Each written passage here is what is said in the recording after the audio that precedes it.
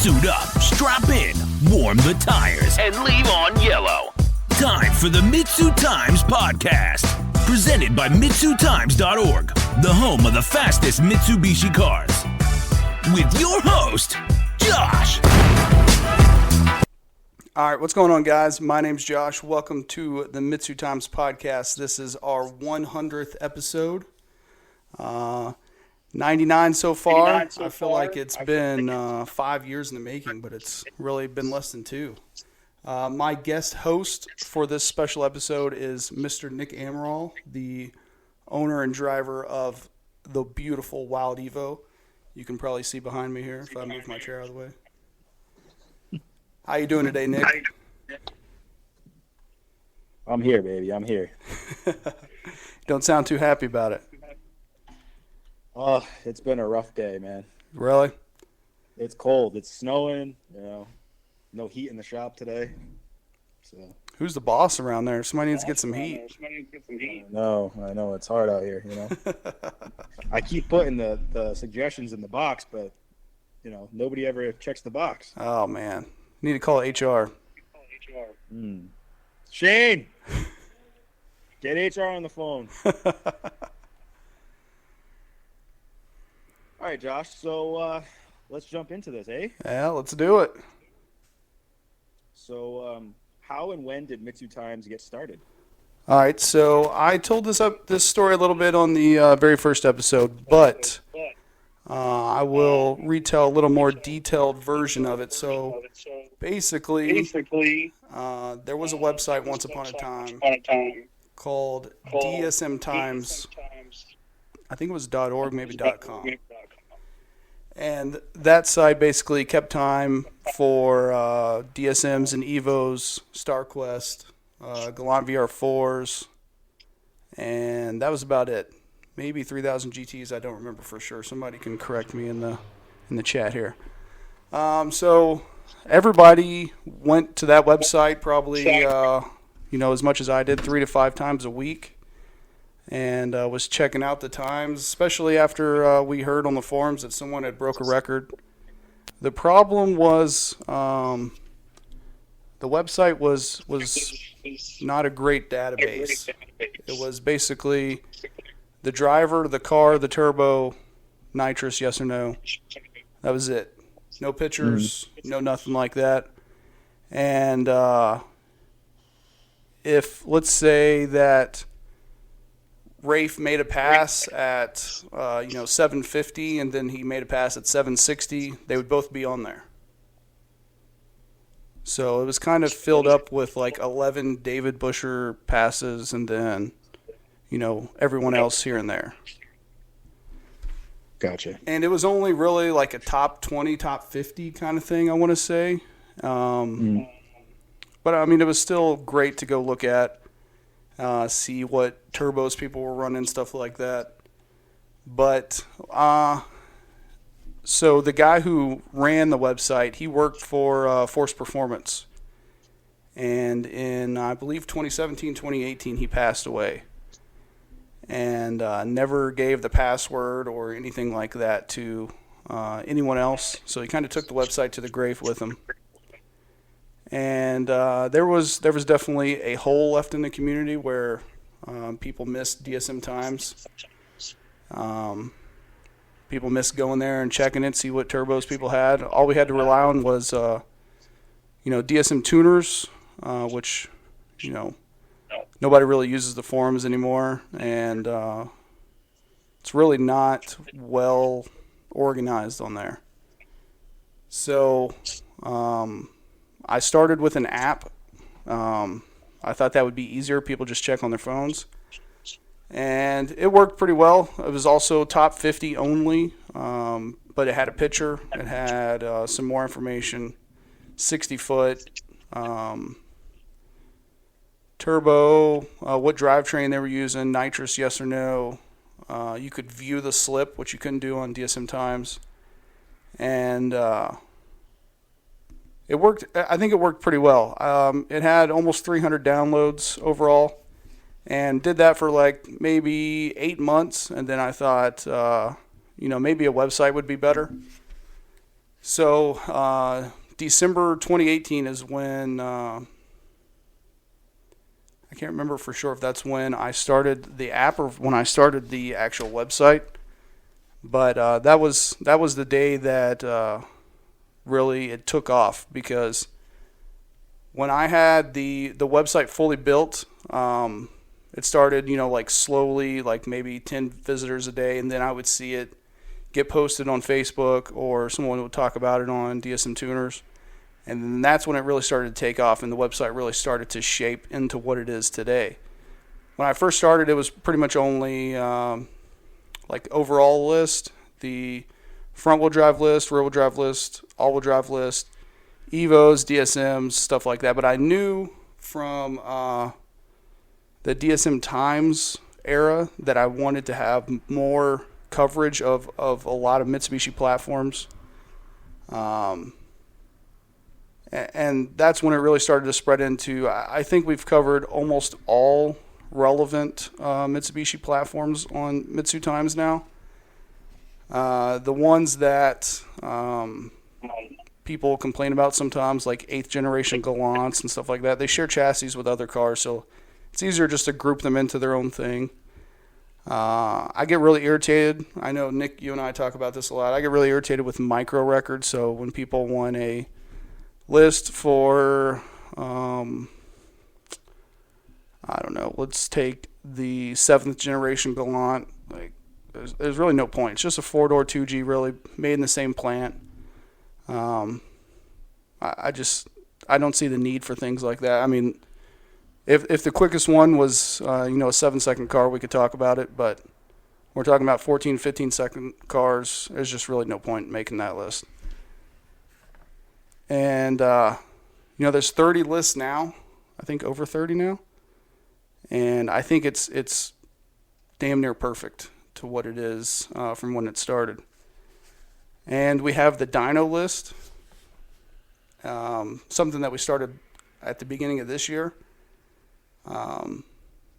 Something that I would have never thought would be something that people would want, because every dyno is different. You could go somewhere and do a 1,000 horsepower pass, and then go somewhere and do a 700 horsepower pull. So, but it seems to be pretty popular. I think people use it as a dick measuring contest, but that's kind of what the internet's for, right? I guess mine's pretty small. That's why I don't post it on the internet. That's right. I saw a post or a screenshot the other day about I think this is a record for like a stock ported 1G head or something. Unported 1G head, yes. Unported. That's a record, man. Man, the things that people want me to track just overwhelm me with, I wouldn't say stupidity, but I mean, we all want to be number one at something. I just think it's really hard to justify that your car went 7s on radials or has the quickest time on radials when who really cares? You have the fastest full interior car because you have a glove box. Those are things I don't care about. You all rigged up over there, Shane? Yes. It's spinning with it when it's on. That's all right. We got our tech guys getting us set up for a video here. Nice. How's Shane smelling today? Shane, how you smelling today? There we go. Look at that. That's a nice view. They don't want to see my stomach. They want to see the car, man. There you go. A little bit more. Oh, look at that. We're killing it. Killing it. But yeah, that's basically how and when MitsuTimes got started. I also wanted to say it did start as just a drag race list, and now it's we have some circuit cars on there. We have some a lot of stuff on there. Rally cars on there. Yeah, trying to keep track of all the Dakar, I think is how you say it. We just did an episode like 2 hours ago with somebody from Canada, and he had brought up a record or something like that, and I was like, oh, let me check this. And ironically enough, it wasn't on your page, but then we found it in like the overall on the overall list, because it was an Evo 1 or 2. I think it was an Evo 2. Yeah. And he was the first Evo to go sevens in like 2008 or something. Really? The APC Evo. Oh yeah. I guess apparently that's the first Evo ever to go sevens. He's on our early Evo / CSM list. See, I just didn't know enough about that to know. Well, I had all the Evos together at one point, but too many people were saying that they're basically the Mirages stateside and, well, I guess elsewhere, are pretty much the same as the early Evos, so I just grouped them together. Yeah. Yeah, I tried finding it, but I couldn't. And again, like, as far as, like, the first ever, like, there's no notations of that anywhere. Yeah. Besides, just word of mouth. I need that's to. Pretty cool. Many people have talked about doing like a records page of just like first person do this, first person do that, and I've tried it a couple times. I just can't get it to look aesthetically like something that would make sense on the page. Yeah.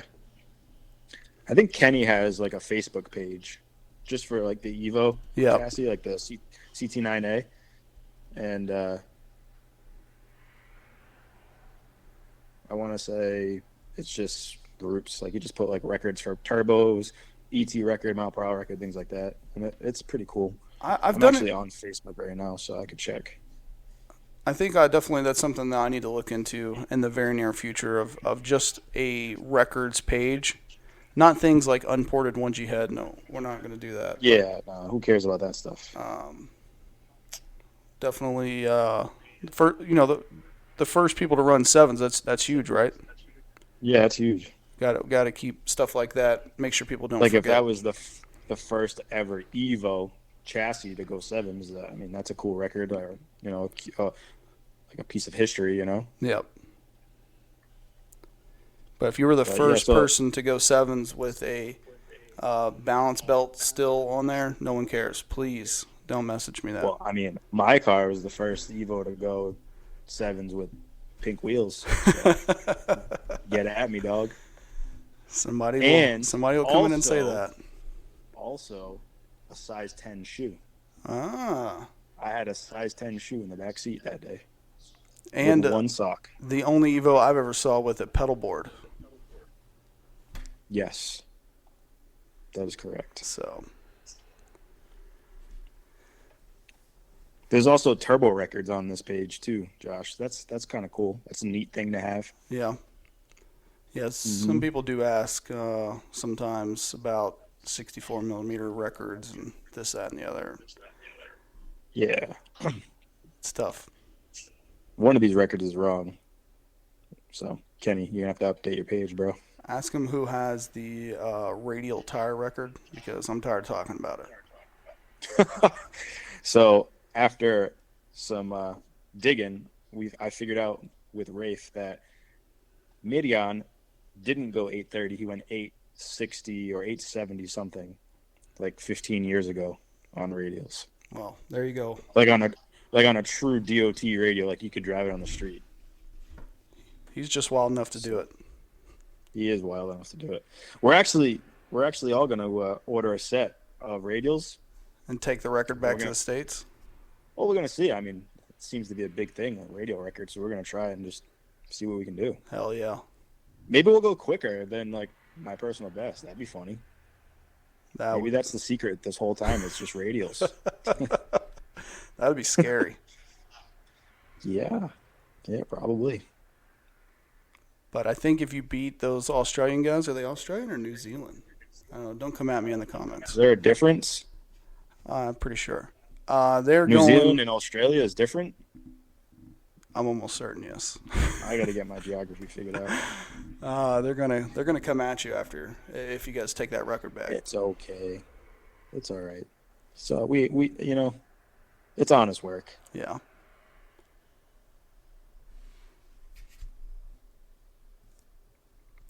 But yeah, that's about it. So that's how MitsuTimes gets started. I remember when MitsuTimes was started, actually. I think it was a little bit earlier than December of 2018 because... So I think it was an app before that. Yeah, I submitted my first slip in October of 18. Back when your car was camo. No, before that. It was Before white. that?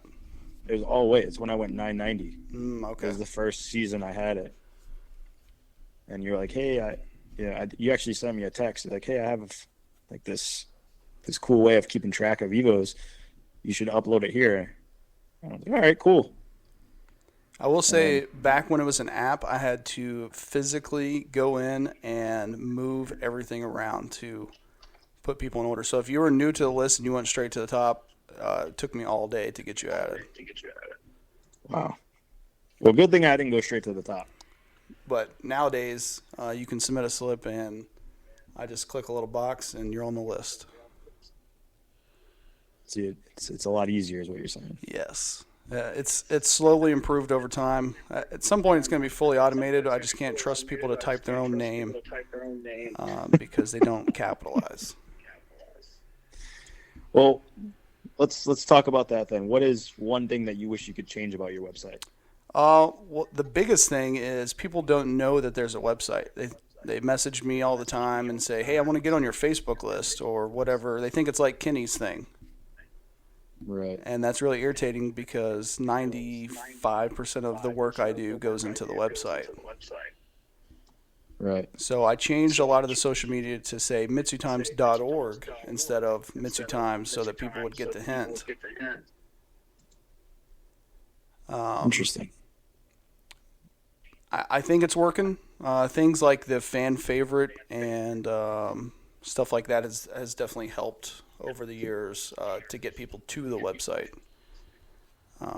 It used to average about 1,000 per month, I would say, in 2021, and now it averages probably about 5,000 visits per month. Probably during shootout times, it's probably about 300 and something per day, if not more. That's a lot. That is a lot. It's come a long way. It has.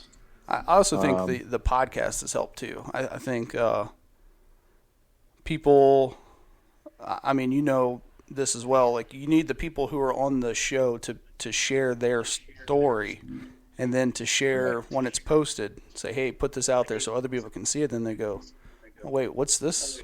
Who's making this content? Right. So that's really helped out too. Is that why you decided to make a podcast? Yes and no. The website's great. Obviously, I love it. I love the data aspect of the website, but you don't get to hear the story of the car. And that's really what I wanted to bring to people, not just the story of the driver, but like, where did this car come from? To me, the best stories are, hey, I found this car out in the field, rotted to the ground pretty much, and I pulled it out and made a race car out of it. Yeah. Those are the stories that I like to hear. But I mean, even if it's you bought such and such's old race car and you're still trying to beat their time that they put in it, I think those stories are good too. So what would be one of your favorite moments from an episode of the podcast?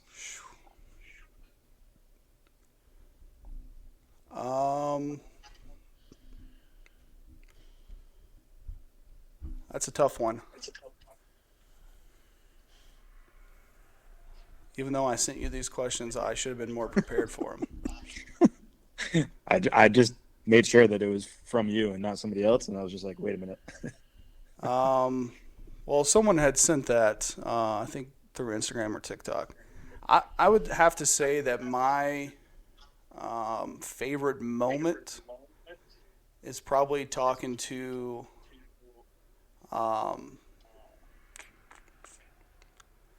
his name is escaping me right now. The guy who went up Pikes Peak in his Evo 10. Okay. And I think that his story was so cool because, it basically started out as, him basically running a stock car at Pikes Peak. One of the biggest races / events, ever worldwide. And now he has a fully built backed by Magnus Motorsports going up Pikes Peak. And to hear, his name's Derek Boyd. He has a 2008 Evo 10. I mean, it's fully, stripped out. The whole front end looks different. It's all aero and everything like that. I just think that his story is so cool because, I mean, he's come from 2014 until now. He's built an amazing machine. He was even going up Pikes Peak when it was still like half gravel in Evo 10. That's a long time. Yeah, so him telling his story and how far he's come and how Magnus decided to hop on board and be like, hey, let's do this together in a platform that no one's doing this in. I mean, there's hardly in this year's Pikes Peak there was, I think, 3 Evos total, and only 2 of them were Evo 10s. So the next question is kind of similar to that same question, and it's out of the 99 previous episodes, which one has been your favorite? Would you say that was also your favorite episode? No. I would say my favorite episode personally would be the one with Devin Schultz, because I've looked up to Devin and have watched the Red Demon machine for so long. I never thought that he would be he would want to do the podcast in the first place. And the fact that he not only did the podcast, but then now we talk like on a I wouldn't say regular basis, but we talk, and he buys MitsuTimes merch and wears it at events. It's crazy to me. It's still, every time I see him in a MitsuTimes hoodie, it blows my mind. It would be like if Brad Pitt bought your Wild Evo hoodie and then came to your races and watched. That's how it feels to me. Brad Pitt, huh? Yeah. You like Brad Pitt? Love Brad Pitt. You're into Brad Pitt, huh? Love him. I'm more of like a Marky Mark in the Funky Bunch. Are you? You know what I mean? Marky Wahlberg in there. I prefer Donnie because I'm a big Band of Brothers fan. Nice. So, who is someone that you would like to get on the podcast? All right, so that guy who drives the Evo that does the autocross stuff, his name's Sean. His last name starts with a K. I don't know him. I'm about to look him up. Tell us about him. He's left me on red 1,000,000 times, but he won the biggest autocross event. I think it's called King of the Mountain or something crazy like that. Wow. His name is Sean Krebsbach, something like that. Dude, I've tried to get him on the show so many times. He always leaves me on red. I just want to hear his story about that car. I mean, it's crazy to see an Evo alongside of all these crazy vehicles, and he's winning these huge events. But he doesn't want to tell you about it. He does not. I think he has his own YouTube thing or something where he doesn't want to talk to me, and that's fine too. Cool. But come on, Sean. Yeah, get out here, Sean. He's probably tired of me messaging him too. If I ever see him in real life, I'm going to nail it down. We're going to get a date. We're going to beat him up? Well, hopefully it doesn't come to that. But it might have to. Make peace, not war, right? That's right. I just everything that he's doing, I love. Always been a big fan of autocross. I think that the Evo is probably great at it. I've never done it myself. So to hear what setup he has on the car and how he's tuning it differently than you are or Rafe is or people doing circuit racing, I would love to hear all of those stories. It's cool when you meet different people from all different places and just they've all had different journeys and experiences, and then you get to hear their side of the story from their point of view. For sure. It's definitely interesting, And autocross is something that you do in a parking lot somewhere. When you're autocrossing at these national events, what got you to that point? You know what I'm saying? Like, right. You think of the story of you racing at your local track to racing at World Cup Finals, the biggest racing event in the world, we could say. And you think about that crazy journey that got you there. Everyone that is at that level that you are has a story like that. Right.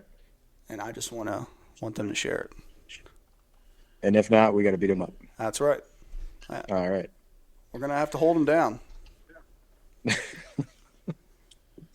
What is something that you've learned over all of these episodes about doing podcasts? Something I've learned is that even though people have those stories that are incredible, for some reason they don't want to share them. I don't know. I'm sure there's a lot of setbacks, but I think everybody's story has setbacks in it. I mean, you getting to World Cup Finals at the level that you race at, you've had setbacks, I'm sure. Oh, yeah. So I don't know what it is about a lot of people. I've also learned about myself that not as good at organization as I thought I would be. Like somebody,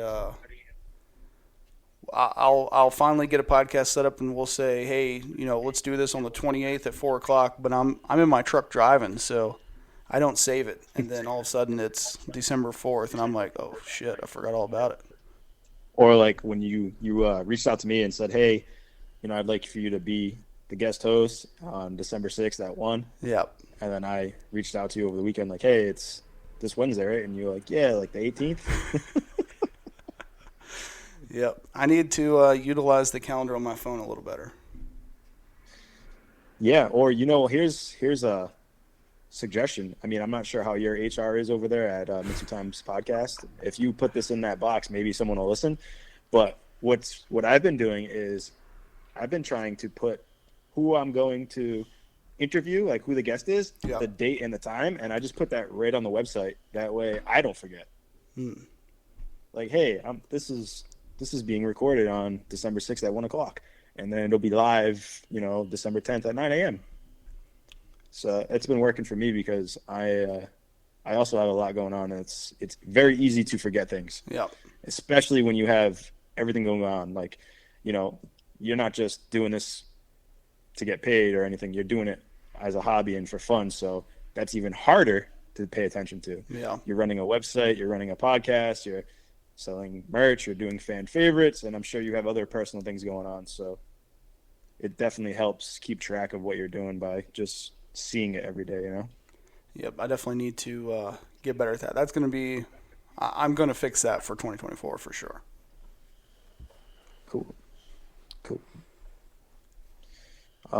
So the next questions I've kind of picked and chose and made all the questions about the podcast and put those with the podcast.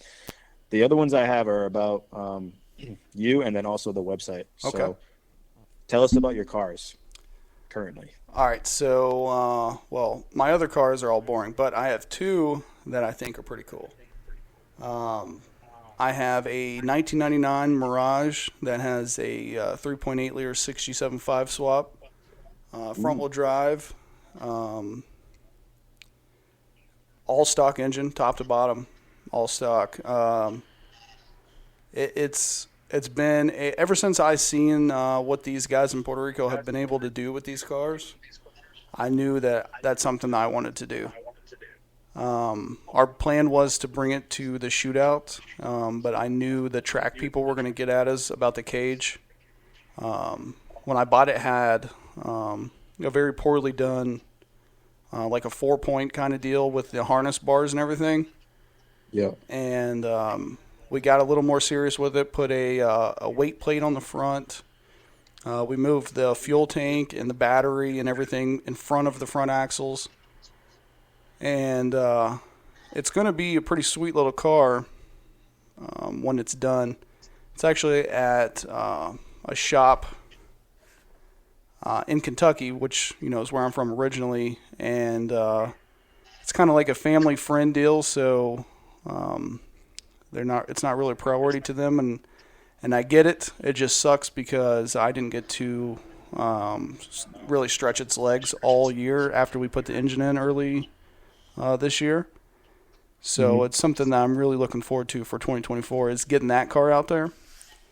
And then I have a FP Black 2G all-wheel drive GSX. Best time so far is a 10.4, which I know it's a lot more capable. I'm not making any excuses, but it's stock bottom end, full interior car, and we're working on a little bit of off-season upgrades. We're having some TPS issues and some other wiring issues. I messed up the Kigley Blue Wire mod myself, and we're just kind of ironing it out so we can get it back into fighting form. Yep. Built Was that auto. the car? Was that the car that you brought to the shootout in 2021? No, I brought my kind of rare Diamante station wagon. That's what that was. Yep, love that car. We were originally. I remember you asking if I wanted to do an interview, and I was like, "Yeah, sure." It was like the first time I've ever been interviewed as far as like being a racer, and I was so nervous. I was like, "Yeah, I guess." And then I saw you pull up and just start pulling all this stuff out of this wagon, and I was like, "All right, I guess it's like not that serious, right? Like we'll just have fun." And I just remember screaming at the top of my lungs so that you could hear me because Rafe was like testing his two-step. Yep. And like Merjan was running a freaking impact gun. Yeah, there was music. There was like people screaming. It was hilarious. I learned, but I couldn't remember what car that was. I learned we cannot do trackside interviews. It's impossible. Yeah, you got to just kind of wait until it's a little quiet and put a mic on the person and try it. But it's tough. It's stressful on our end too, like being interviewed during all that. Because like the worst part that I've experienced when I've been interviewed is like they get at me like right after a pass, right? You know, so I'm sweating, my adrenaline's going crazy. We're trying to like check the car to make sure it's ready to go, and then I got this guy looking at me, asking me questions, and I'm supposed to like stay calm and be cool, calm, and collected. You know, that's like, you know, when we're at the track, that's one thing where I'm like, you know, I want to get in there and get the best content that I can, but I also want to give enough space to the racer and to the team so I'm not getting in their way and you know, disrupting all their systems that they already have in place. And it's a really tough balance. You do a good job, though, for the most part, you know, except for when you try to put GoPros on my car and I yell at you. I know. Nobody likes GoPros. Nope. I do not put GoPros on or in my car. They're nothing but bad luck. All set. So unless you come with like, I don't know, somebody that can bless it or like throw holy water or, you know, do it, put a rug down and say a prayer over it, I can't chance putting that on my car. Now, see, I would disagree with you, but at the shootout 2022, all three cars I put it on broke, and then I was like, nope, no more. I'm not going to put it on anybody else's car. 1320 put 3 of them in my car last year at World Cup. So, and they tried getting it like every pass, and so there's that. So I'm just gonna blame them for my failures last year. Well, I think that's fair. So, what other cars do you have besides the Mirage? That's pretty much it as far as cool cars. I mean, I have a Silverado. The 2G, right? I thought you had a 2G. Yeah, I said I have a 2G GSX. Oh yeah, that's right. You did say that. FP Black. I ran it in the stock appearing class in 2014.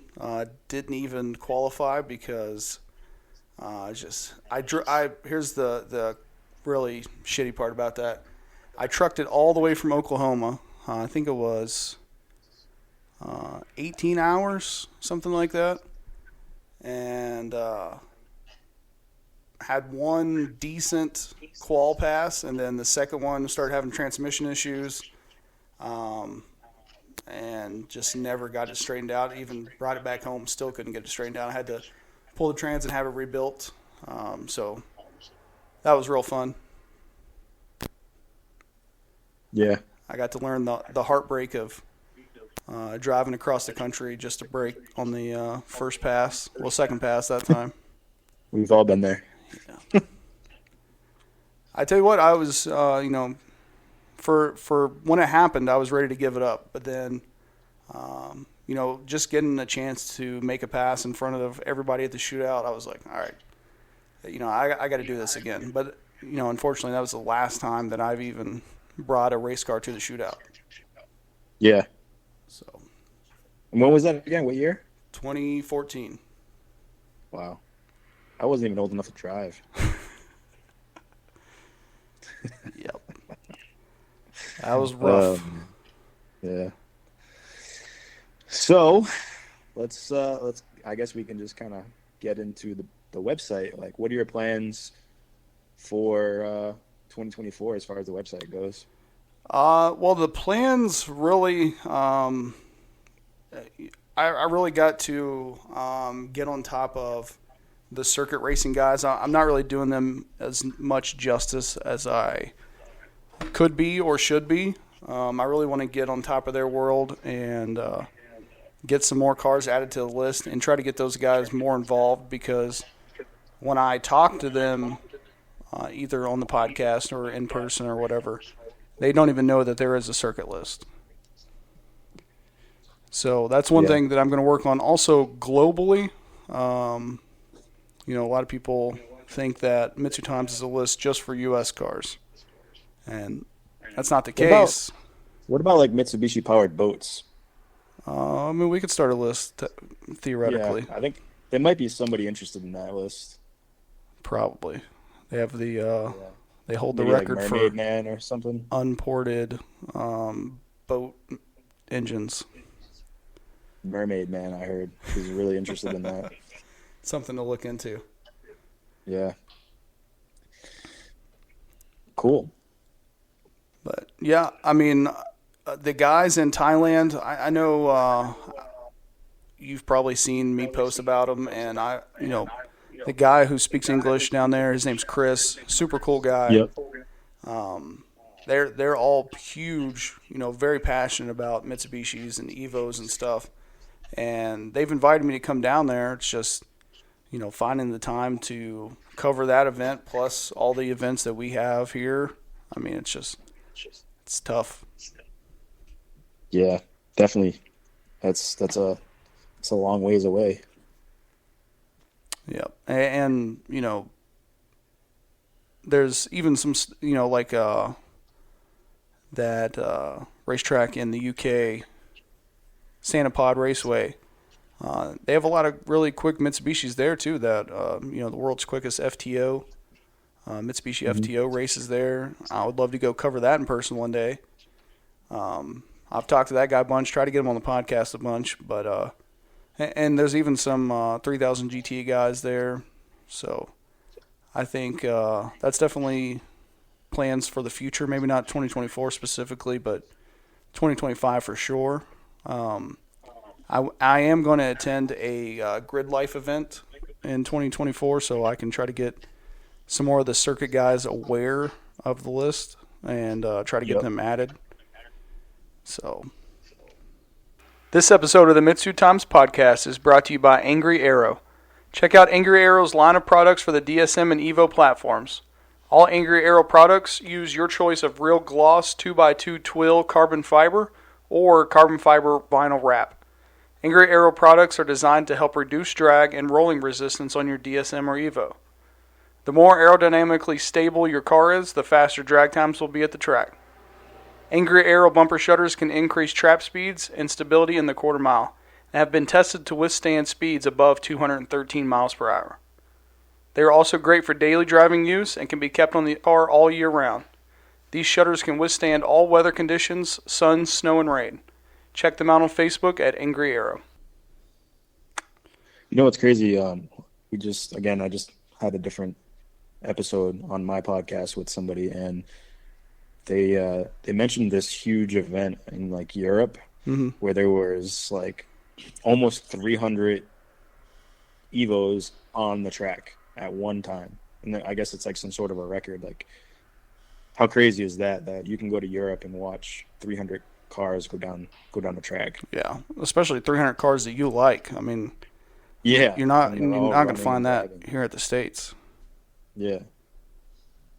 I mean, even when you go to the shootout, there's probably 300 cars in the pits, but how many of them are racing?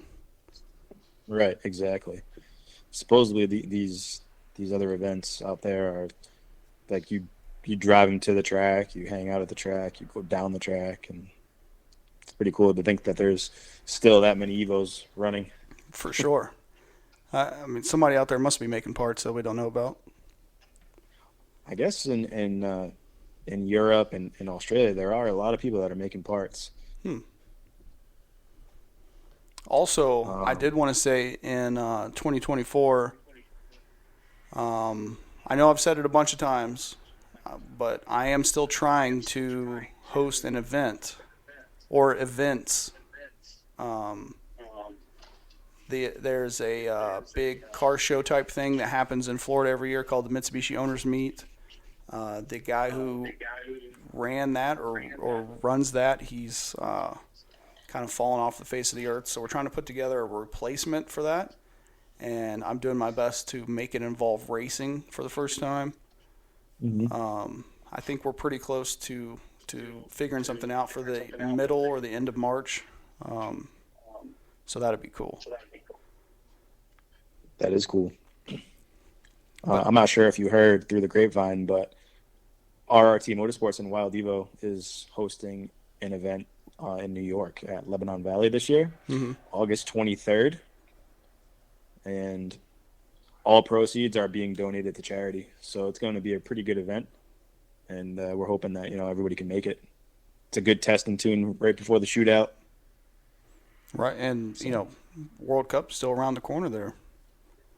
So, yeah, I mean, you can test for the shootout and World Cup because you still have like a month before the shootout and then almost 2 months before. And that track must have pretty good prep for all you guys to go out there and get PBs every time you go out there. Somehow, some way, yeah. It's like the worst track ever, but it works. And I love that track now. I hated it for a long time. They actually just put a lot of money into that.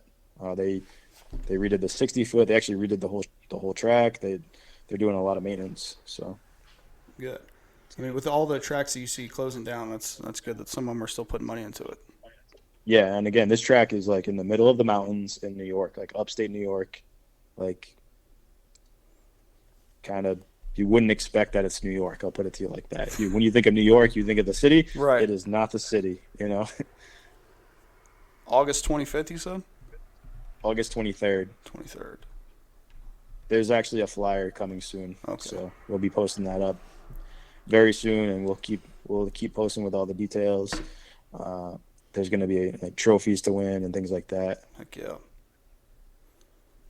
So it'll be a good time. In 2021, we did a award. Speaking of awards, at the shootout for whoever drove the furthest and raced. I'm sure many people are familiar with Kerr Brown. He was a legend in the Mitsubishi world, and unfortunately passed away a few years ago. But his big thing was he would drive to the shootout and race there. Right. And we tried to do the award in 2022, but we didn't have any submissions. And then 2023, it was just there was so much, I wouldn't say controversy, but distractions at the shootout.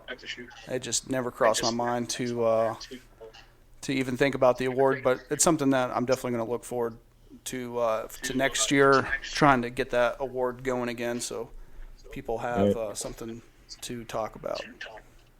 So as of right now, you're obviously running the fan favorite. Yep. And kind of tell us about that. What made you do that? What made you start the fan favorite?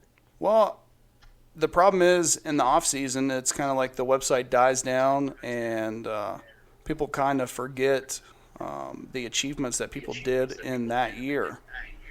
Right. So I thought it was important to not only recognize the racers and what they did that year, but also to honor the memory of Tom Noonan, who was also another legend in the Mitsubishi world. And keeping those people's names alive is important to me because the Mitsubishi community has been so important to me over the past 15, 16 I guess 17 years now, and those people have contributed a ton to the community. And for the newer generation to just not know who they are, what they've done, and what they've contributed, it's not something that I'm going to let happen. Right. So that's why I talked to Adriana before I ever did it last year. She gave me the okay, so that's why the Fan Favorite Award is the Tom Noonan Memorial Fan Favorite Award. It's definitely cool. And I know it kind of changed up a little bit this year. When can people vote for that? All right, so by the time this airs, it'll be over. But for everybody on Instagram, you can submit names from until Friday the 8th.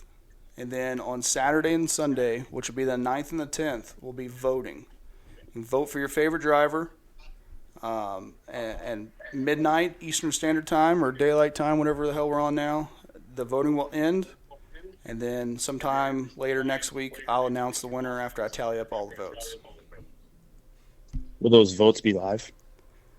I'm going to attempt to. Last year I didn't do such a good job with that, but I'm working on something. Yep. That's cool. It's tough to code that in to where it automatically updates. I can only imagine what it takes to run, to actually do that website. We have a website too, and it's all we do is just change words and letters and stuff. But to code something, I can only imagine how difficult that is. It's not something that I wanted to take on, the website. Most of it is pretty basic stuff, just copy and paste and examples of code here and there. But when it comes to more complicated things, there's nothing out there that you can pull from. So I got to rely on my brother, who actually went to school for this stuff, to write some code for me and send it to me, and for it to work and make it look right on the website. Yeah, that's a good asset to have. Yep. Very thankful for him. So while we're talking about the website, what has been your favorite moment of the website so far? Easy for me, when Rafe brought the Evo record to the States. I try not to be biased because obviously MitsuTimes is a worldwide website, but right. We kind of thought for a while that it was going to be either impossible or it wasn't going to happen for a long time. And then I don't really know what changed, what it was. It seemed like Apex Turbos came out, and then all of a sudden Rafe was on the tail end of it. I can't say for sure that's what it was, but it's what it seemed like to me.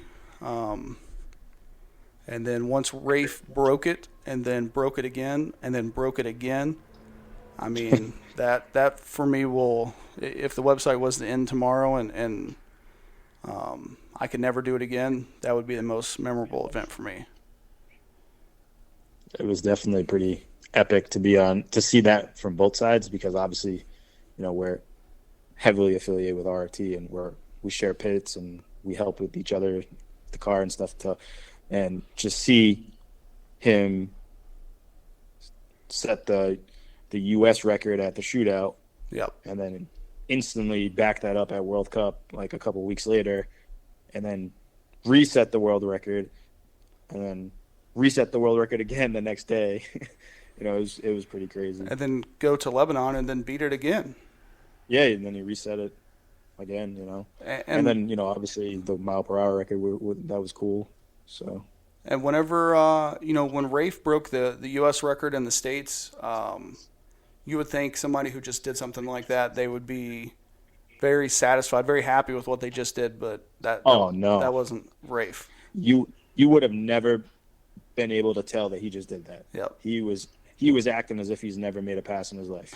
Like, we gotta go. Let's get it back. We need to keep going. Yep. Even in Maryland, on the rental, when he went 756, I called him. He was still at the track. He didn't leave the track until they were closing, which was like 5-6 o'clock at night Monday. He stayed until he couldn't make any more passes, and that was like the first or the second hit of the day that he reset the world record. And he just kept going and going and going. it was what, Friday or Saturday at Maryland when he broke it the second time, right? Yeah, I think. And then we all went to the pits. It was like, hey, congrats. And he was like, okay, well, now I want to turn the nitrous on. Like I haven't even got to do what I wanted to do yet. Right. And that was crazy to me to see how much drive Rafe has. I mean, if that doesn't inspire you, I don't know what does. What's absolutely crazy is he reset the ET and mile per hour record at Lebanon Valley this year. Out of all places, it looked like it was just with ease, Oh yeah. It was wild to be there for that. It's crazy to there's so many people. Like I always watch. I fill out the racer when I'm at events. Like, hey, can I talk to this person right now? Or, even though they're in the middle of putting in a new clutch or they're in the middle of doing this, can I approach them and get an update? Rafe never seems to get stressed out.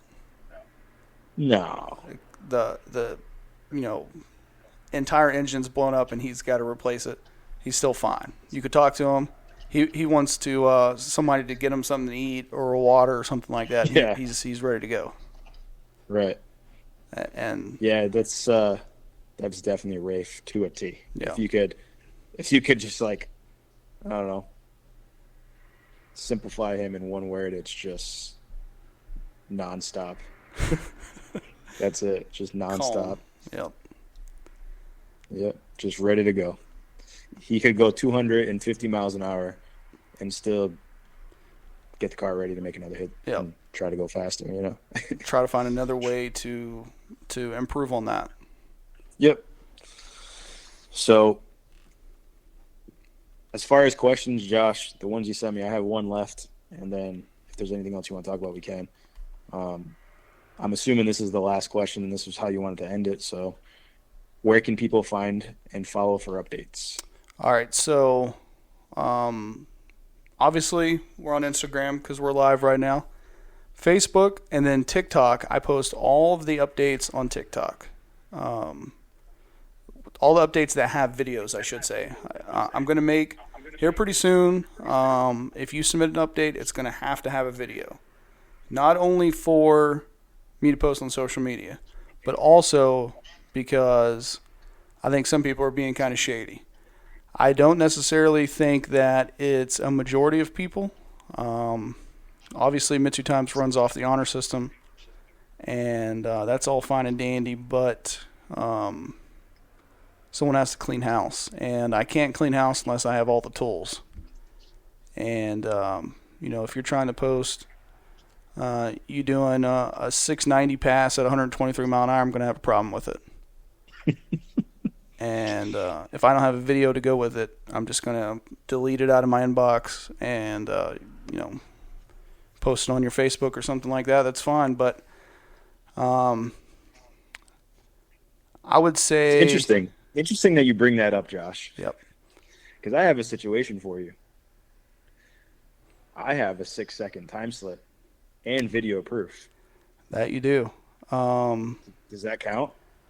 Well, I would say no, because your time slip is missing some information.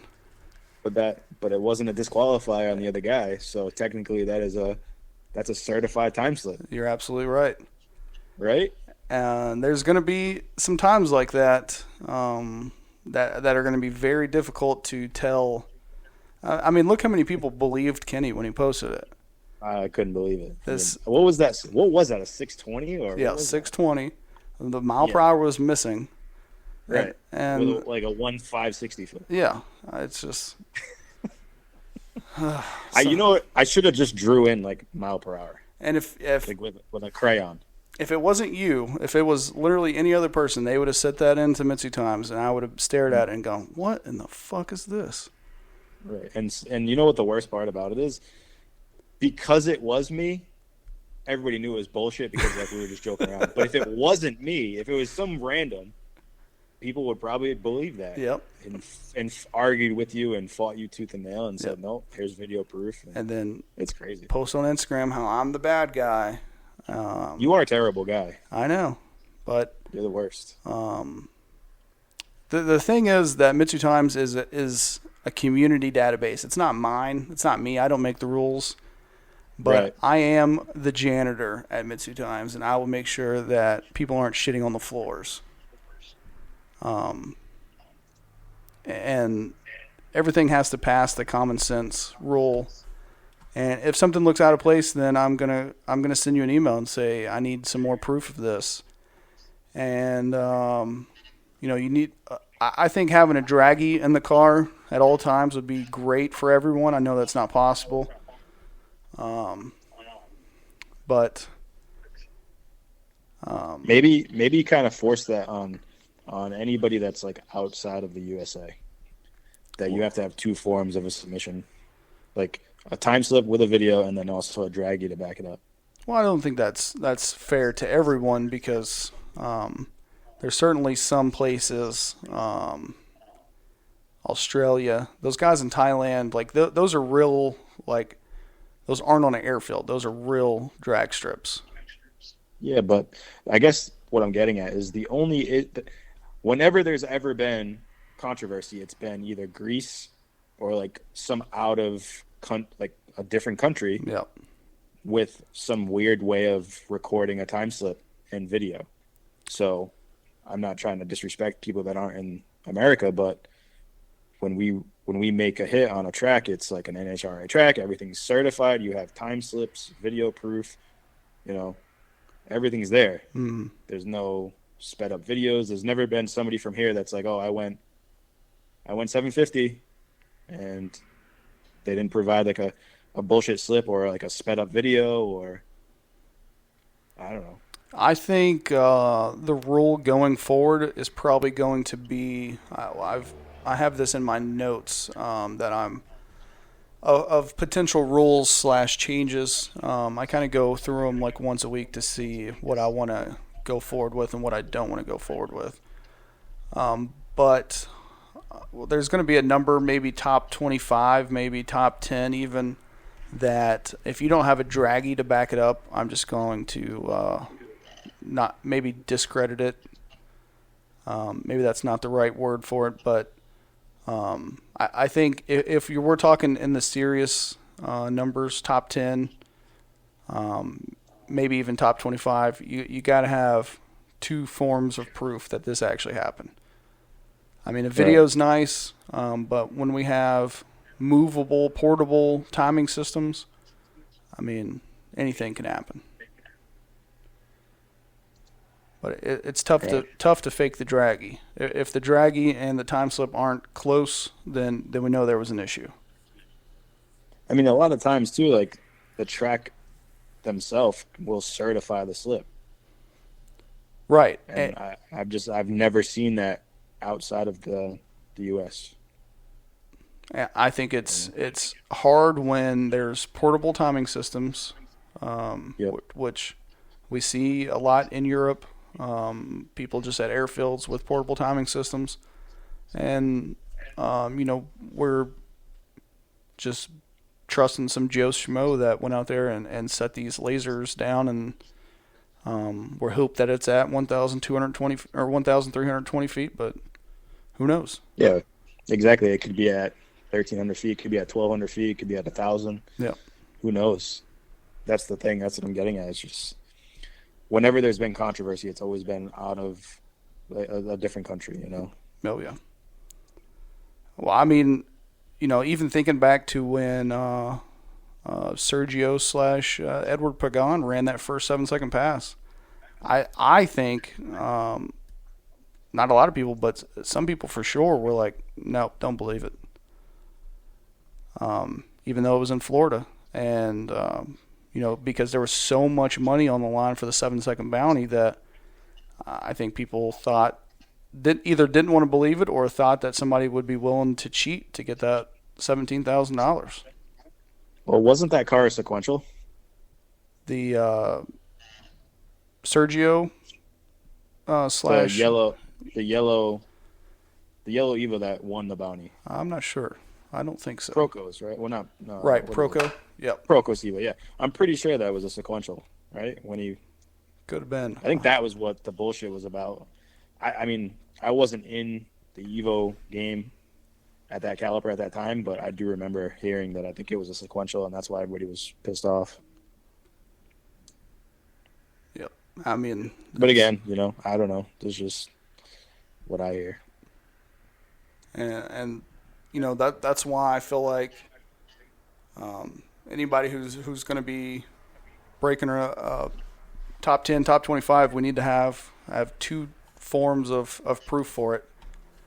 But it's tough because if you guys are all running at World Cup, obviously no one's cheating at World Cup. Not with not only the largest. Joe Bucci says it was. Oh, and Mr. Jason Drew said it was sequential. Yeah. See, so I think that's why people were kind of pissed off about that situation. That's not a true. Yeah. It's not a true like H pattern car. The bounty was H pattern Evo. And if I remember correctly, Lucas English ran a 7-second with the H pattern like the next day. Yeah. Something like that. That was pretty crazy. And then Medion went 7s as well. Yeah, like that same day. Yeah. With Lucas. Or he might have went first. Yeah, I think they were they both the next day? I think they were both the next day at World Cup. Probably. Man, it's been so long. Yeah. Now everybody's in the 7s, bro. It's crazy. Yeah. Look how far the platform's come. It's getting a little clustered in here, Getting shoulder to shoulder. We're gonna have to break out of here soon. Break away from this? No, from the 7s. Oh yeah. Yep. Well, Rafe will crack a 6.9 for too long. We're going straight to the 4s over here. I have heard, not necessarily from anyone in the RRT camp, but there are some rear-wheel drive converted Evos that are going to make an appearance in 2024. And I don't know how people are going to feel about them. I don't know what I'm going to do with them on the list yet. You better make some room because I got one coming out. A rear-wheel drive Evo? Yes, sir. Oh, I heard it was a DSM. No, it's an Evo. Okay. And it's an X275 Evo. Oh, okay. Yeah, so, speaking of, sequential controversy, this year's shootout, I think showed us that rear-wheel drive definitely has, I wouldn't say an unfair advantage, but it's going to be. Well, of course. I mean, yeah, it does. You can say that. It's definitely an unfair advantage. An auto car being in a stick against a stick car is just not. There's a reason why there's a stick class, and then there's other classes. A true stick class should be a true stick class, and then everything else should be everything else. It's at a disadvantage. It doesn't matter if you had an automatic 7-second car going up against a 6-second stick car. It doesn't matter. The auto car is going to win because they're more consistent. So the question is going to be in the future. These, I'm not necessarily saying your future rear-wheel drive converted Evo, but other people's that are on my radar. What is going to keep them from being on the Evo list? So the thing about this is your category is Evo 4 through 9. Yep. So an Evo 4 through 9 chassis. So that's a chassis as it comes from factory, right? So right. It needs to stick to its original platform. Now, if you want to do a modified list, which you could do modified list, and you could put every single chassis that's in there, from DSM all the way to Evo to 3000 GT. That's what I would do. So, but somebody would say, and someone probably will say in the comments here, if it maintains the factory front suspension, it's an Evo. No, because it doesn't have an all-wheel drive in it. Let's see. A factory on Evo is an all-wheel drive H pattern car. Well, 7, 8, and 9. So, And it should stick to its original platform, how it was. And I mean, there's a lot of classes that are like that. Like for a while they were saying like billet blocks shouldn't be allowed. Well, it follows the original 4G63. And I think we've learned now over the past 3-4 years that it's not really that much of an advantage. It's not. It really isn't. I mean, we've seen English go back to a cast block now, so I think that really tells us what we needed to know. Yeah. But as far as like, an automatic rear-wheel drive Evo, if you guys feel that way, well, it's looking like I'm going to be number one real soon, because that car is going to go fucking 6s off the trailer. Yeah. And that's not fair at all. So how does that compare to Rafe? If I'm in an X275 rear-wheel drive automatic Evo on a button, and he's in his H pattern like regular Evo 8, how is that apples to apples? It's not right. It's not even the same thing. At the end of the day, the chassis is going to be so heavily modified to take that versus a regular Evo H pattern. You can go and just go down the track. You know what I mean? It's just totally different. So you got to have some way of breaking that up as far as categories for just records and ETs and things like that. And I think that will, it's going to mean more work for me, but I think that is that's in my notes of we're going to have 2 lists per list, basically. Have the regular list and then a modified list, or a separate list for modified vehicles that don't, because just like Jason Drew is saying in the comments here, that the Red Demon doesn't have factory type front suspension. So even by if that's the case, then even by shootout rules, Red Demon has factory front suspension. He has strut towers. He has low control arms. He has everything. Because remember rear suspension. That was the controversy with that Toyota truck this year. No, the controversy with the Toyota truck was it was a fucking rear-wheel drive automatic, leaving on a button, fucking whatever it was, up against all H-pattern cars. That's what the controversy was, and that's what pissed off a lot of people. But at the end of the day, who cares? It is what it is. But then it came out later that that factory front suspension might not be factory front suspension, and that it was the stock mounting points weren't actually stock mounting points. But on what? On that Toyota truck. Who cares? Obviously, it's not going to be stock. It's a rear-wheel drive fucking K-Series, dude. Come on. Then it came out later that it actually was. Of course. Who cares? Either way, it doesn't matter. What are you going to do? Ask him to take his money back? Like, hey, bro, I need that money back. I'm not going to say any names, but that's what the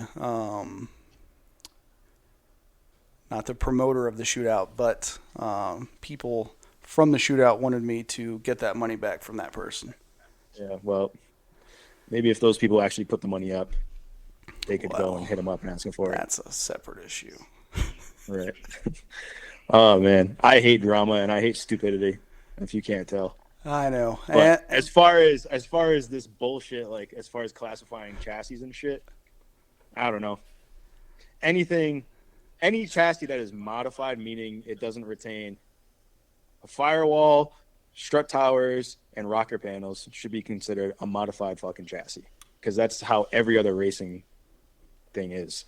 Every category is like that. I mean, maybe I don't know what the fuck I'm talking about, but no, I just don't think it's right. If I were to show up next season and I go in a car that is completely modified chassis, we're talking full 6.0 certified chassis, extended, shaved, cut, all this shit that we're doing, it's pretty much going to be a pro mod, but it's going to have Evo rear quarters and doors, and it's going to look like an Evo. And I go rear-wheel drive on a button leaving, and I go, like I said, 6s off the trailer. You think that's fair to Rafe to take the record from him like that? No. Exactly. And that's why I'm saying we're heading into that direction where that's what it's going to have to be, right? Because people talk about Dave Buscher's rear-wheel drive converted Evo, the Bad Bish, from many, many years ago, and how it's on the Evo list right now. Yeah, well, but I mean, it did have a power glide, and it did, obviously it was rear-wheel drive, all this stuff. I have it on the Evo list now, but because it's not like you're saying, it was basically, it looked pretty stock from the outside. Even once you pop the hood, it looked pretty stock. It looked like it was meant to be there. But I think what you're saying is a totally different bracket of what this car was. Yeah, but the other main thing here is if that's a rear-wheel drive, then that needs to be in a rear-wheel drive category. Even regardless, it's an Evo chassis. The chassis does not retain the original equipment. So therefore, it is not an Evo anymore. It's an Evo shell. It's an Evo. That's it. It's just an Evo shell that has a rear-wheel drive setup in it. So you can't classify that as the same chassis. It's not withholding the same equipment that it started with. It's not a all-wheel drive H-pattern car. And that's what they originally came as. What about an Evo with a sequential? Should it be on the Evo list? I don't think it should be on the Evo list either because it's not a true H pattern. But again, that's a huge debate right now, not just within our community, with a lot of others. Yeah. And I think I guess the way I look at it is, hey man, if you need to do that to go as quick as everybody else, cool. You're just looked at like it's frowned upon, but we'll still accept you in the Evo community. And that's why I wanted. Do we think you're kind of like, a little you drink Bud Light on the weekends? Yeah, but we'll still accept you. You know what I mean? And that's why I wanted to put the designation on the website of H pattern versus sequential, so that people knew. We actually have a gift for those guys right here. Anybody that has a sequential Evo, we have your beverage of choice in stock. Go to wildevo.net, buy a shirt, and maybe you'll get one of those. I'll send you one. That's it. Now get that away from me. But yeah, I think what the best move going forward to for the website is going to be to talk to each list sponsor and figure out what they want to do, and if need be, then we make a separate list. It's going to be tough, regardless, no matter what you do. It's going to be tough, right? And even currently, everybody bitches about everything, right? And nobody's happy about anything, you know what I mean? And everybody wants if they're not the quickest or the fastest, they want to bitch about it. So, and no matter what you do, man, you're going to deal with the riffraff. But we all want to be number one. Just my opinion, I just don't think it would be fair because, again, I'm telling you right now, when this other car comes out that we're building, Rafe is literally he's gonna be almost 50% into my car with me, building this car. Yeah. So if I go and crack a 650, how is that fair to take his record when it's an automatic rear-wheel drive Pro Mod versus pretty much a stock street car? Yeah. You know what I mean? It just don't make sense. It's like calling, like people will say, well, why isn't, the world's quickest Mitsubishi, that jet racing car, it has a 3G Eclipse body, but that's about as many parts as it shares with 3G. No factory steel on that car at all. And people are saying, why isn't it on the 3G list? Well, I think it's fairly obvious why it's not on the 3G list. Maybe you could kind of go on to World Cup's website and look at their class rules and how they separate chassis. Because there's like that Warriors versus Tres Cuarto, that's like 3/4 chassis cars. Yeah. Maybe kind of see how they separate the two. Because that's like Pro Mod and then 3/4 chassis, and then right. You could see what separates like a 3/4 chassis from, like a car like mine. What I get And it would into a be- bad habit of is calling everything a pro mod. That is rear-wheel drive. Yeah.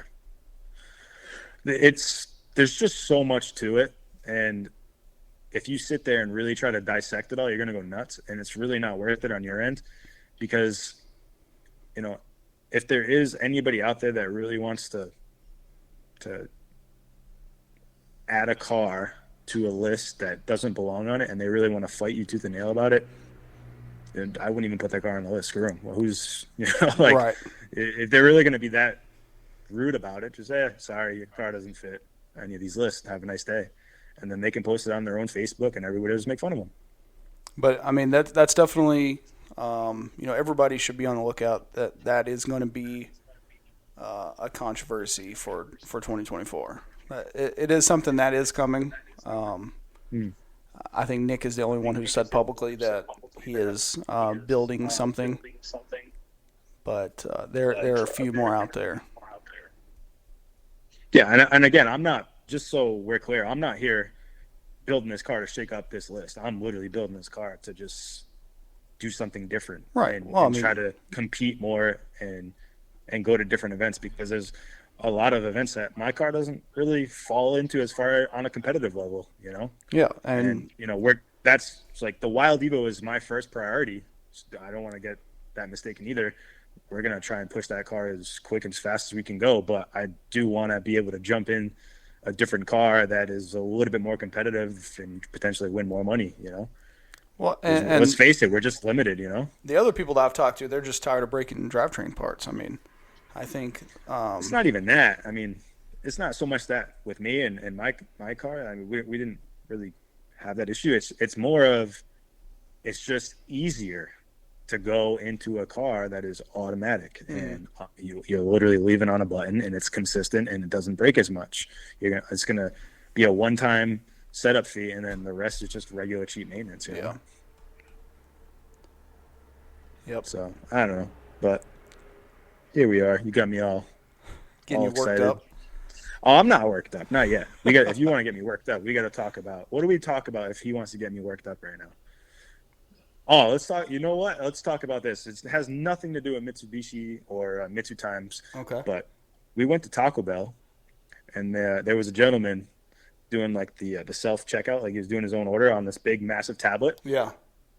And he flipped out and caused this massive scene because he couldn't figure out how to put like light sour cream on his taco. Jeez. To the point where he almost got arrested. And that fired me up because I was just like, yeah, where is the light sour cream? Like I was getting him going. I was like, man, there's no sour cream in here, Trying to get a riot started.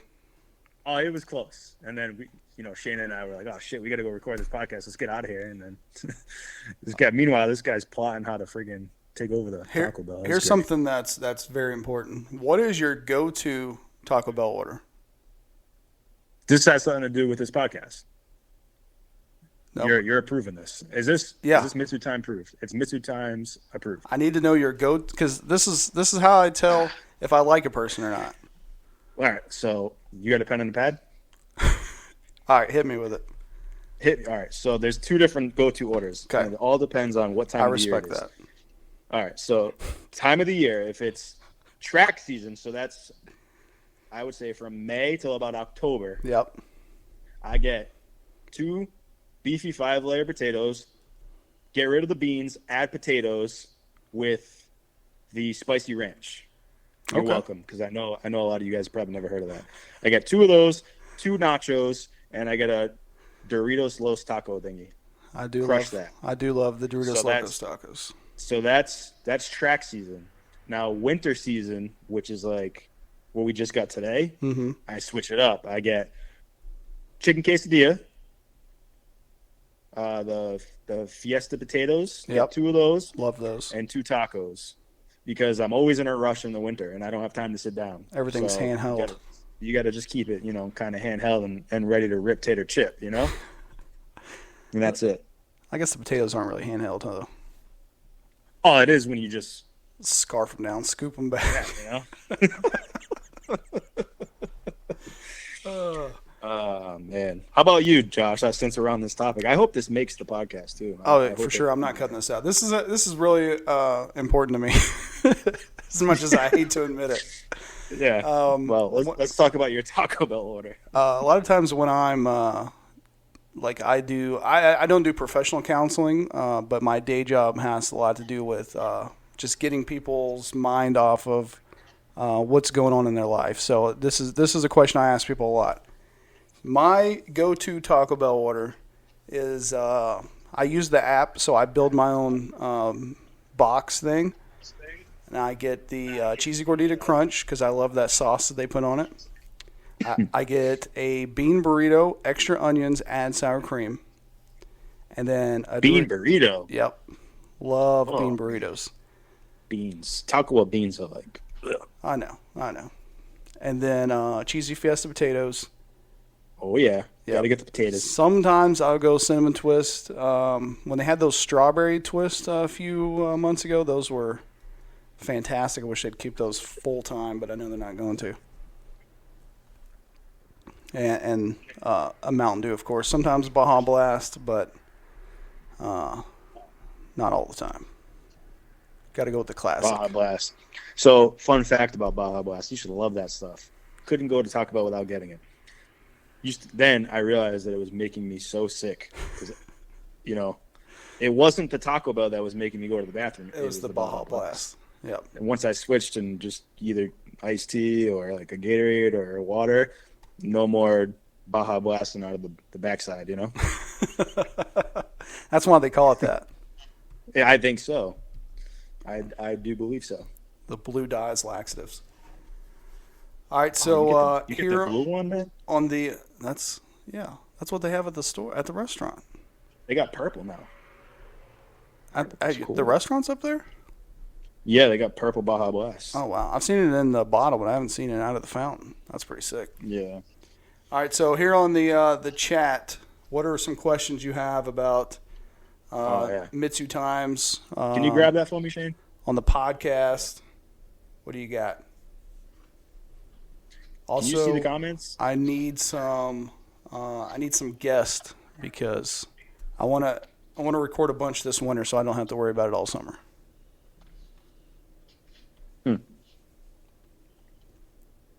Give me some suggestions of who I could reach out to. If anyone knows that Sean Kurzbach, if anyone knows him personally, reach out to him, make him do it.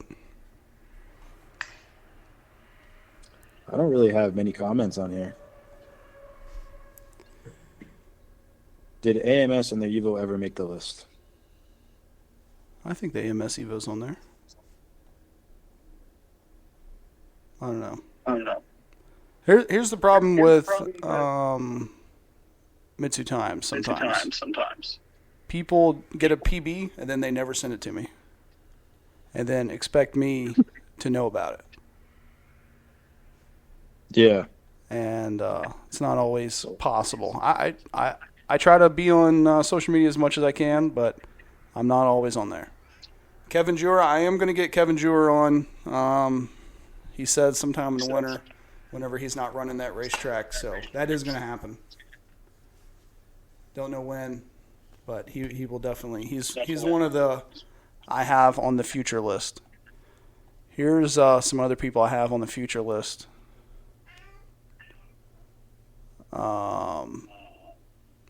Matt Galliano, going to get him at some point. The Morrisons keep pushing me off, but I'm going to get them at some point. Matt Wheatley, going to get him hopefully soon, maybe after PRI this week. His Colt's pretty sweet. And that's pretty much it right now. Evo Spec Dan, doing that one next weekend. Love Dan. Daniel. Old Daniel. I'm assuming he's just going to talk about Christmas lights. So I just saw the comment about Red Demon isn't factory front suspension. I'm literally going on this page right now to see this front suspension. I don't understand how it's not factory front suspension. He replied to you a couple comments down. You did? Yeah. Not factory style, modified pickup points for the control arms. A modified pickup point, it's still the front suspension, meaning it still retains factory strut towers. It still has, it's probably not even control arms, it's probably limiters, and it still has the firewall, so that is retaining the chassis. But that's what the shootout rules say, right? The shock towers have to be in the factory location. Yep, and you can't have anything cut past your frame rail cannot go. It has to stay before your strut tower. Okay. So yeah, I think that's like, well, I'm assuming Wohler probably did that on purpose. But I mean, when I think about what you just said, that's what I think about is how Wohler's car's cut right there. Yeah. So I got somebody, I don't know who, it makes no sense to me, but this past shootout, somebody tried ratting my car out saying that it didn't fit the class and said that I had a 3/4 chassis. Really? A three-quarter tube chassis. What are they going to say about this rear-wheel drive car then? From what you're saying, they're going to be crying a lot, I guess. I don't know. It's just crazy to me, but yeah. I got factory rockers, quarters, firewall, strut towers, frame rails. I think people just don't like that you're faster than them. And that you did it in a short amount of time. If they want to buy my car right now, they can. You could do it too. So, well, I'm gonna cut that. If you want to go fast and you want to have a wild Evo, I'll sell mine right now. $250,000. Let me know when you're ready. We're located in East Providence, Rhode Island. Come Cash by. only. Huh? Cash only. Cash money. Or Taco Bell gift cards. Oh, well, that's a lot of Taco Bell. Or if you want to, if you own a couple of Taco Bell franchises, switch them out. I'll accept those. Yeah, we'll just switch. I'll give you my website. You give me yours. Call it a day. The Taco Bell headquarters is here in my hometown, so maybe I could talk to him. Maybe we get him on the car. Just do a full Taco Bell wrap. Well, I mean, yeah, my car does occasionally blow up its guts, so that could fit. That could be it. The Baja Blaster. If you don't wrap this other Evo in a Taco Bell wrap, then I don't even know you anymore. Oh man, you know what we could do with a new Evo? I could literally wrap it like it looks like the wrapping paper that you would get a burrito. Oh yes. With just beans falling out of the back of it. Do you already have a name for it? I feel like Wild Evo version 2 is just not it. No, that's not it. We tried coming up with a name for it, and it's kind of challenging because of what we're doing. We came pretty close. There's a couple of options, but I need to finalize the name of my new daughter that's expected to arrive in June before I name my car, or my wife will probably divorce me. Yeah. I feel like Heartbreaker Evo might be up there. No, just I don't know. Because you don't want it to break your heart then. No, it's probably just going to break itself. Self-destruct Evo, maybe. Let's see. Strut tires remain stock and stock front subframes, bolt-in, stock chassis location. I don't know who Whitebeard is. Wow, Nick, that hurts. I don't know what hurts you, but sorry. I think because you said something about sequentials. Oh, he has a sequential? That's cool. Oh, fuck off, cat. One short time movement stock suffering bolt into suction. As able to suffer, just my opinion. Yeah, exactly. DSM pimping you 100% right. Sorry, who said that? My screen's too cracked at the bottom. I can't tell. I just pinned it. I just pinned that comment. Okay. So that's going to be in response to any of this riffraff regarding front suspension and strut tower bars on the Red Demon. Who would have thought we'd be talking Who'd have about thought this? I'd have to sit here and defend Mr. Schultz? the king of the DSMs. Nick Amaral, the newest guy in this friggin' world, has to defend the king, Devin Schultz. Schultz, not Schultz.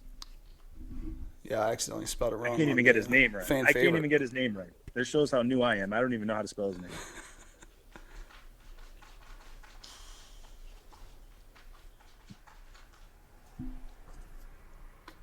Well, Josh, have you said all you needed to say? Because Taco Bell's kicking in, and I gotta take care of some business. Potty. All right. Also, want to say we're gonna start doing some tech videos. A lot of people have asked me to get started on them. I have the first 1.5 filmed. It's gonna be kind of like Racing 101. We're gonna go over that for some people who are maybe too scared to go to the track or aren't really sure how the lights work or the timing systems work. We're talking about non-portable timing systems. And we're going to talk about tech things like clutches, mass airflow sensors, how they work, how you can best utilize them, fuel injectors, cool stuff like that. So be looking out for it on the MitsuTimes YouTube, which I totally forgot earlier when you asked me where people can find updates. Yep. Speaking of the MitsuTimes YouTube, so when you submit a video along with your submission update or your dyno update or your circuit racing update, what have you, I'm going to upload that straight to YouTube Shorts. So if you go to the MitsuTimes channel and look at YouTube Shorts, you'll see a playlist called Video Submissions, and you can just watch all kinds of cool videos on there. And yeah, that's about it. Thanks everybody for coming in to the Instagram Live. This is gonna get posted. What day was it? I don't know. Someday. January the 20th. That's when the 100th episode will air. Yeah. Do you want me to save this live? Because I don't really want to save it. No. All right, good. I'm gonna get out of this. Yep. You guys get back to work. All right. Appreciate it, guys. Thank you for listening to the MitsuTimes podcast. Check out our Instagram and Facebook for daily updates. Get added to our list by going to MitsuTimes.org and clicking Submit a Slip. Thank you to all of our sponsors.